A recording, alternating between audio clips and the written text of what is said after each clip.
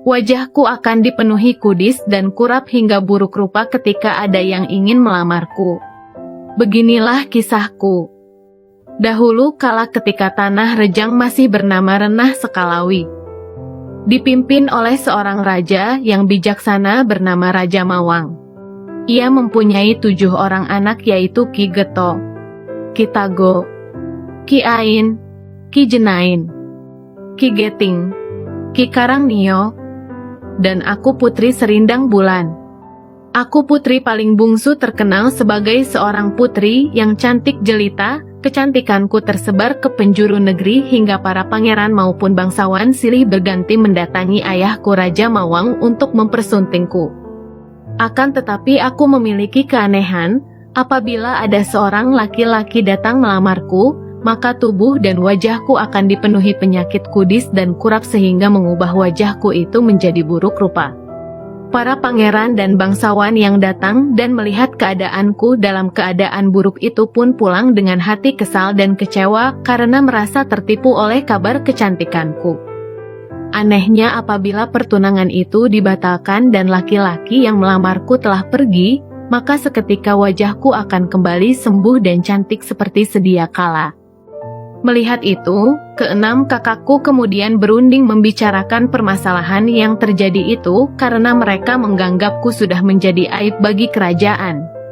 Dari permusyawarahan mereka tersebut, diketahui kalau aku harus dibunuh karena telah mempermalukan keluarga kerajaan hingga 9 kali berturut-turut.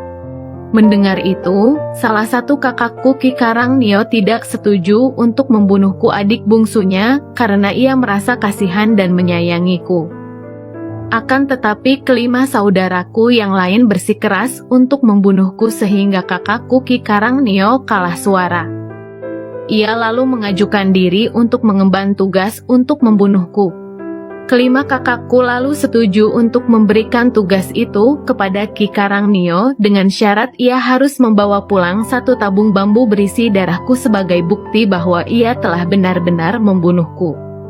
Aku yang tak mengetahui itu, keesokan paginya aku dibawa ke hutan bersama Ki Karangnio. Ia membawa sebuah boko ibun tempat menyimpan sirih dan seekor ayam. Setelah kami berjalan agak jauh masuk ke dalam hutan, Ki Karangnio kemudian bersiap membunuhku. Akan tetapi ternyata ia tidak tega. Ia kemudian mencari akal untuk mengelabuhi kakak-kakakku yang lain agar bisa menyelamatkanku. Ia lalu mengajakku mendekati aliran sungai dan mencari beberapa batang bambu yang kemudian ia potong-potong untuk dijadikan rakit. Dengan hati yang berat dan pilu ia lalu menghanyutkanku di air ketahun dengan rakit bambu bersama sedikit bekal dalam boka ibun dan seekor ayam. Telingaku ia sayat sedikit sebagai pertanda apabila suatu saat nanti bertemu denganku lagi.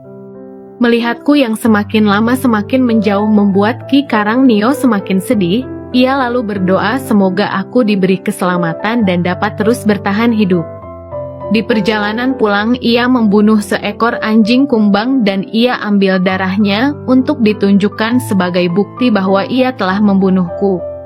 Setelah hanyut selama berhari-hari, aku menepi dengan selamat di muara air ketahun di dekat dengan suatu perkampungan bernama Pulau Pagai.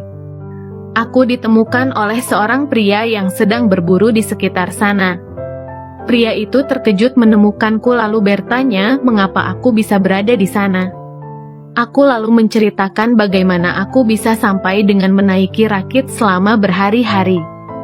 Pria tersebut merasa kasihan dan juga tertarik akan kecantikanku, lalu membawaku ke kerajaan Indrapura di mana ia menjadi raja di kerajaan tersebut.